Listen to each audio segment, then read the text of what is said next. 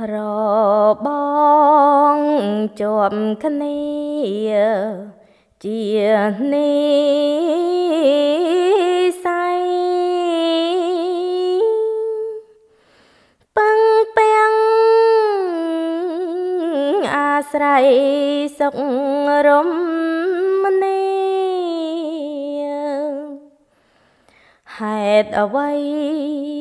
ត្រូវឆ្លោះចងវេរីបន្ត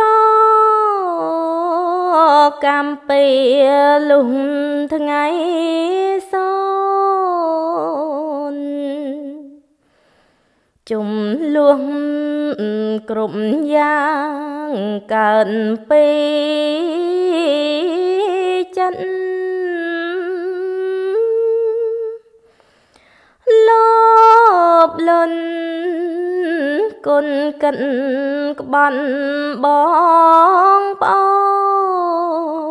នជីតាក្បត់យាយចៅក្បត់ដូនម៉ែអើក្បត់កូនរួងសុខ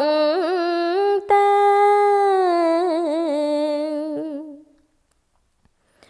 ហើយជនប្រស្រីអ្នកនេរតុងបើចង់បានសុខកុំខ្ននខ្នែងរ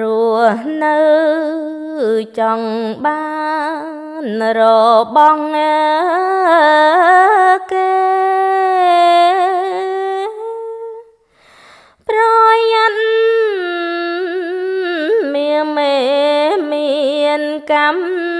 ពីអ្នកធ្លាក់រួងប្រែ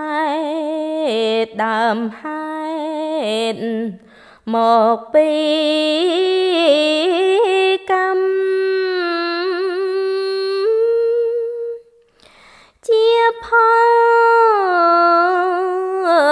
នៅចាំចងវេរីមោហៈទោសៈមហន្តមេមិនងាលំលៀងបាបឡើយរបងព្រំដីជាប់ចិត្តខាងច្បាំពោលអាងអង្គទៅហើយព្រំដីជញ្ជាំងផ្ទះត្រានត្រើយកំកែងគៀងកាយមិនកើតទេកុំគោះរបងកាប់អោយឃ្លាតដូចប្រញាតហើយមៀងម៉ែមិនមើលមុខគ្នាជួបឌី